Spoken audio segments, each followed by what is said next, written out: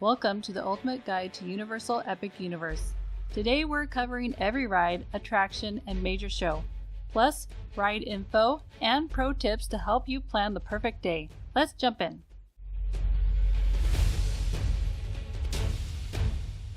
When you enter Universal Epic Universe, you pass beneath the towering Kronos and step into the first world, Celestial Park. Known as the World Between Worlds, this central hub is a place where travelers can pause, recharge, and prepare for the adventures ahead. At the heart of it all is the Kronos itself, a mysterious machine of unknown origin. When its dials align and its gears begin to turn, it draws power from the universe, opening gateways that allow guests to travel through portals into entirely different worlds. Epic Universe is made up of 5 immersive lands: Celestial Park, How to Train Your Dragon Isle of Berk, the Wizarding World of Harry Potter Ministry of Magic, Dark Universe, and Super Nintendo World. Within Celestial Park, you'll find 2 very different attractions. One is a high-speed, thrill-packed coaster, while the other offers a calm, serene experience that's perfect for slowing down and taking in the beauty of the park. Constellation Carousel. This is a reimagined carousel unlike anything you've ever seen before. Instead of traditional horses, you'll ride beautifully designed celestial creatures that glide, spin, and gently lift into the air. The ride features synchronized lighting, music, and movement, creating a relaxing but mesmerizing experience, especially at night when everything glows. Each ride vehicle has been modeled after the different constellations of the night sky: Bear, Ursa Major, Big Dipper, and Rabbit, to name a few. Not only will the floor rotate, but each carriage will turn 360 degrees and lift you up 6 feet into the air. Each time you ride, it will be a different experience because there are multiple ride tracks. Height requirement? There is no height restriction, but handheld infants are not permitted. Also, children under 48 inches must be accompanied by a supervising companion, and this goes for all the rides. Ride type: spinning carousel. Intensity: mild. Gentle motion, and no thrills. Who it's for? All ages, especially families or any time you want a relaxing ride. Pro tip: ride at night. This is one of the most visually stunning attractions in the park after dark. Stardust Racers. This is a high-speed, dual-launch coaster featuring 2 trains racing side by side on twisting, intertwining tracks. Expect powerful launches and airtime hills. It's smooth, fast, and designed for repeat rides. The story of the ride is that the Celestians, which are the residents of Celestial Park, they manage to harness the energy and capture the comets. The Celestians jump on them and ride them across the night sky. You're competing in a cosmic race between comets blasting through the night sky and weaving through stardust trails. The highest point of the ride is 133 feet. The dual-launch coaster reaches speeds of up to 62 miles per hour. One of the most unique features of this attraction is called the Celestial Spin. The 2 coaster trains are racing against each other. The ride vehicles travel under and over each other into an inverted crisscross. Another unique feature of Stardust Racers is that the track has no exterior lighting. Only the train cars will have lights to make it look like comets are shooting in the night. There's a yellow and a green track. Each track is a different experience. Ride both to see which one you prefer. Height requirement is 48 inches. Ride type: it's a dual launch coaster. Intensity: high thrills, fast, forceful, and lots of airtime. Who it's for? Thrill seekers and coaster fans. Pro tip: ride both sides. Each track has a slightly different layout and timing. Free lockers are available before you load. You can't take anything on this ride, and you will go through metal detectors. There's also one more little attraction inside Celestial Park: Astronomica. It's a splash pad. It's an interactive water play area designed as a compass rose that points to the portals and attractions inside the park. The next world we will explore is the Wizarding World of Harry Potter Ministry of Magic. The world has 1 ride and 1 show: Harry Potter and the Battle at the Ministry. This is a large-scale, dark ride that blends massive physical sets, motion-based ride vehicles, and screen elements. You'll move through multiple floors of the Ministry of Magic, encountering characters, magical effects, and action sequences that feel like stepping directly into the films. The ride is set after the fall of Voldemort. The Ministry is holding a trial for Dolores Umbridge. Guests will arrive as visitors, but things quickly spiral when Umbridge attempts to escape. You're pulled into the chaos, traveling through different departments of the Ministry as you help pursue her. Height requirement is 40 inches. Ride type, dark ride, motion simulation. Intensity, medium thrills with motion simulation, but not too fast or forceful. Who it's for: families, Harry Potter fans, and anyone who loves highly themed rides. My young daughter loved the ride, and she doesn't usually like motion simulator rides. Pro tip: don't just look forward, major scenes happen beside and even above you. Also, try riding later in the day. This is the ride everyone heads to first thing in the morning, and it gets some really long waits. If you can wait until the end of the day, it will be a shorter wait time. But beware, because there are times when this ride has closed early. Just watch out for that possibility. Make sure to go through the queue. It's one of the best you'll ever see. You get to travel through the Floo network and enter the Ministry of Magic. Musirk Canoe, a live theatrical show combining stage effects, projections, puppetry, and live performers. Expect magical creatures, illusions, and a story-driven performance rather than just a variety act. Musirk Canoe is a first-of-its-kind live show. It's a show for all ages. The story goes that the Ringmaster Skinder has stolen Newt Scamander's suitcase in an attempt to bring his show back to its former glory days, and Newt Scamander's suitcase contains fantastic beasts from around the globe. The show duration is about 23 minutes. Pro tip: make sure to check show times so you don't miss it. The last show time is normally a few hours before the park closes. Dark Universe is our next stop. Monsters Unchained: The Frankenstein Experiment. A dark ride focused on large-scale animatronics and immersive sets, rather than speed or motion. You'll travel through gothic environments filled with iconic Universal monsters, with scenes driven by storytelling, lighting, and impressive physical figures. Dr. Victoria Frankenstein, continuing her family's legacy, has found a way to control monsters. She invites you to witness her breakthrough, but her experiment fails, unleashing Dracula, the Wolfman, and other creatures. You're caught in the middle as chaos spreads through the lab. Backpacks and loose items can't be taken on the ride. Free lockers are available. They are the two-sided locker system, so you'll be on the opposite side when you get off the ride. Height requirement is 48 inches. Ride type: dark ride. Intensity: medium. Slow ride system, but intense visuals and some startling moments. Who it's for? Teens, adults, and monster fans, and young kids that love monsters. Pro tip: this is about detail, not speed. Take in the animatronics and sets.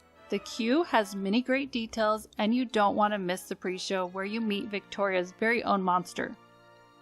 If you use a single rider line, you will miss a lot, so make sure to go through the normal line at least once. Also, this ride has a high ride capacity, meaning it will get through a lot of guests quickly, which keeps the wait time low. This was the first ride at Epic Universe to reach the millionth rider milestone. You could ride this pretty much any time during the day and not worry about the wait time being too high. Curse of the Werewolf, a spinning family roller coaster where each ride can feel slightly different depending on how your car rotates. It features quick turns, mild drops, and a sense of unpredictability without being overwhelmed. The backstory is that you've wandered into a cursed village deep in the woods, where werewolves roam at night. As the curse spreads, you must escape before you become part of it. Maleva is the leader and seer of the guild. She welcomes visitors to the camp of wagons in the woods. Maleva warns guests that they bear the mark of the werewolf. You'll speed through the forest in your wagon while being pursued by the werewolf. Eventually you'll come face to face with the beast and narrowly avoid his razor-sharp claws inside the armory. Curse of the Werewolf speeds through the dark forest at 37 miles per hour. Height requirement: 40 inches. Ride type: spinning roller coaster. Intensity: medium. Some spinning plus moderate speed. Who it's for? Families and moderate thrill seekers. Pro tip, try to ride it when the wait time is low. The ride duration is about 2 minutes. If you wait a long time to ride, you might be disappointed by how quickly the ride is over. It's a fun ride, but it's short. Child swap is available for this ride. It's just off to the side, so you can watch as the riders leave the station. How to Train Your Dragon, Isle of Berk. Here you are a Viking in training. Each attraction will help you on your journey to become a true Viking. The world features 3 rides, 1 show, and a playground for little ones. Hiccup's Wing Gliders, a family coaster designed to feel like flying. It's more intense than Flight of the Hippogriff at Islands of Adventure. It has 2 quick launches and gentle airtime. The story is that Hiccup has created a winged flying machine, so humans can experience what it's like to soar alongside dragons. You're testing his newest invention over the Isle of Berk, but Toothless launches the machine a little early, so things don't go as smoothly, and the machine ends up in a Gronkel nesting area. The ride goes just over 45 miles an hour. Height requirement is 40 inches. Ride type, family coaster. Intensity, medium thrills. Who it's for? Families and young coaster riders that love a good thrill. There's enough speed and thrill that even adults will enjoy this ride. Free lockers are available for this ride. Backpacks and loose items are not allowed. Fanny packs can be taken on the ride as long as it's a 3-prong clip and it must be around the waist. Make sure to remember the locker you used, as this is a 2-sided locker system and you will be opening it on the opposite side when you're done. Dragon Racers Rally, a high thrill ride where riders can control how much their vehicle spins and flips. The experience can range from mild to intense depending on how actively you shift your weight. This is a Viking training challenge where you test your ability to perform aerial maneuvers, just like dragon riders in training. The height requirement is 48 inches. Ride type, spinning thrill ride. Intensity, mild, medium to high. It's up to you how intense you want to make it. Who it's for? Thrill seekers that want to see how many barrel rolls they can do. Also, good for those that like heights and want to take in all the views of Berk. Pro tip, if you want a milder ride, stay centered and don't flap the wings. If you want flips, lean into it. Riders have said that it can be difficult to make it flip, but try this. To barrel roll, actively pump the wings in a rocking motion instead of just holding them still. Consistently push one wing down while pulling the other up. Lean your body weight into the direction of the rotation to build momentum. The ride is also short, which can add to the difficulty of learning how to flip it. Fire Drill, a boat ride where guests use water cannons to hit targets and soak other riders. It's interactive, chaotic, and fun for everyone. The story goes that Vikings in training must practice putting out fires during dragon attacks. This is their training exercise. Fire Drill is where guests can train to become Viking firefighters. The theme of the ride is that Viking twins Rough Nut and Tough Nut have transformed Berk's Fire School into a watery boat battle at sea. Guests will be able to practice their targeting skills with the water cannons on the boat. There are flame-like targets throughout the entire ride. You must practice putting out the flames with your water cannons, as fires are a common occurrence when you live with dragons. Plus, guests can also shoot the occupants of other boats. This is how we got soaked before we even got to the first targets. The water cannons shoot over 28 feet through the air. It has over 130 moving targets throughout the attraction. Height requirement? None, but handheld infants are not permitted. Ride type? Interactive water ride. Intensity? Mild, no thrills, just splashing. Who it's for? Families and kids and anyone who wants to cool down. Pro tip: you will get soaked. Bring a poncho or ride midday to cool off. You can bring a backpack on the ride, but make sure to stow it in the onboard cubby, located at the ends of the boat. The Untrainable Dragon, a large-scale stage show featuring massive dragon puppets, live actors, music, and aerial effects. It's emotional, funny, and visually impressive. You'll get some great visuals as Toothless will soar above the audience. The story is about a new dragon that shows up on the Isle of Berk. Hiccup and Toothless and Astrid will work together to figure out the mystery of the untrainable dragon. The Untrainable Dragon is a must and it's for all ages. Just outside the Untrainable Dragon is a toothless meet and greet. This is one you don't want to miss. You get to touch and interact with a life-size toothless, which is one of the best meet and greets you'll ever experience.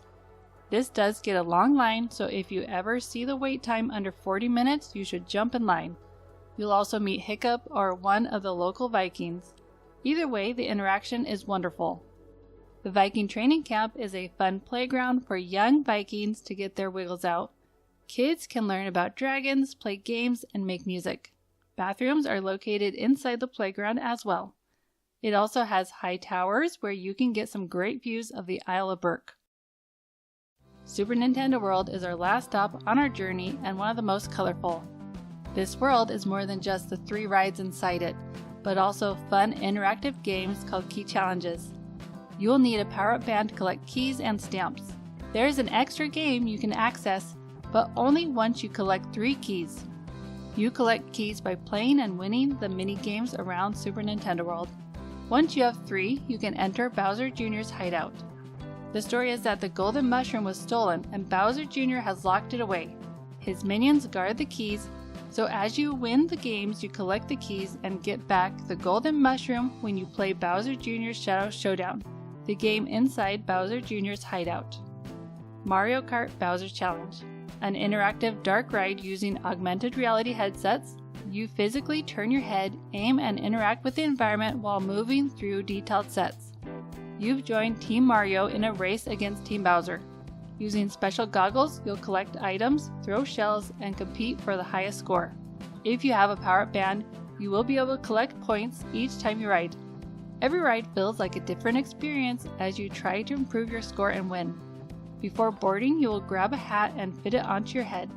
The ride vehicle is where you'll find the goggles that will attach onto the hat once seated. Height requirement is 40 inches. Ride type, interactive AR dark ride. It's a 3D 4D experience. Intensity, mild to medium. Some quick turns but not physically intense. Who it's for? Gamers, families, Nintendo fans. Pro tip, focus on accuracy, not speed, to maximize your score. Aim with your head to shoot at the targets. Also aim for Team Bowser characters and try to avoid hitting Team Mario characters like Princess Peach and Mario. To reload, you need to turn your head to face question mark blocks to collect more shells because you will run out. Minecart Madness. A family coaster that uses a hidden track system to create the illusion of jumping across broken track sections, just like in the Donkey Kong games. The story is that you're helping Donkey Kong protect the golden banana from the Tiki Tak tribe as you race through the jungle and ancient ruins. This is a completely new ride system developed in-house by Universal Creative. This often has a very high wait time due to its low rider capacity. It also goes down from time to time and can be delayed. Hopefully it will work more reliably in the future. It is a very fun ride, so try to ride it if you can. Height requirement is 40 inches. Ride type, family roller coaster. Intensity, medium. Fun, dynamic, but not extreme. And it's less intense than Hiccup Swing Gliders. Who it's for? Families, kids, coaster, and Nintendo fans. Pro tip, front row gives you the best illusion effects. Try to rope drop the ride if it's not delayed, or try riding it towards the end of the day, but be prepared that you might not get to ride if it goes down. Yoshi's Adventure, a slow-moving Omni-Mover ride that takes you through colorful scenery while searching for 3 hidden eggs to unlock the golden egg. Join Yoshi on a treasure hunt across the Mushroom Kingdom. This is a perfect ride for little ones and anyone wanting a relaxing ride. It has great views of the Mushroom Kingdom. Height requirement is 34 inches. Ride type, Omni-Mover. Intensity, mild, very gentle. Who it's for? Kids and families. Pro tip, great brake ride, and offers some of the best views in the land. Inside Super Nintendo World, there are multiple meet and greets. You can meet Mario, Luigi, Princess Peach, and Donkey Kong. There's also plenty of interactive question mark blocks, music notes, and a slot machine game. Every ride at Epic Universe has Child Swap, even a kid-friendly ride like Yoshi's Adventure. If you have a child too small or too scared to ride, Universal has this option available for parents who want to ride their favorite attractions. You can watch my video about Child Swap, where I go into more detail. I'll link it down below. Express Pass is accepted on all the rides except for Dragon Racers Rally. This is the only ride at Epic Universe that doesn't accept Express Pass. How many days should you visit Epic Universe? Universal Epic Universe is a new park with rides that often get delayed. Therefore, it would be best to spend at least 2 days at Epic Universe just to make sure you can get everything done. Plus, if you want to buy a power-up band and play the key challenges or cast spells in the Wizarding World, you'll need the extra time. Plus, it's now easier to spend more than 1 day at Epic Universe. The park-to-park ticket now includes Epic Universe. When the park first opened, it was not included in the park-to-park option. Although it's still not included in the annual passes, but pass holders do get a discount on Epic Universe tickets. And that's everything you can experience at Universal Epic Universe, from high-speed coasters to immersive dark rides and incredible shows. If this guide helped you plan your trip, don't forget to like and subscribe, and tell me in the comments which ride are you heading to first. Make sure to watch this video, my Universal Studios Ride Guide, so you can get tips like how to get a high score on Men in Black Alien Attack.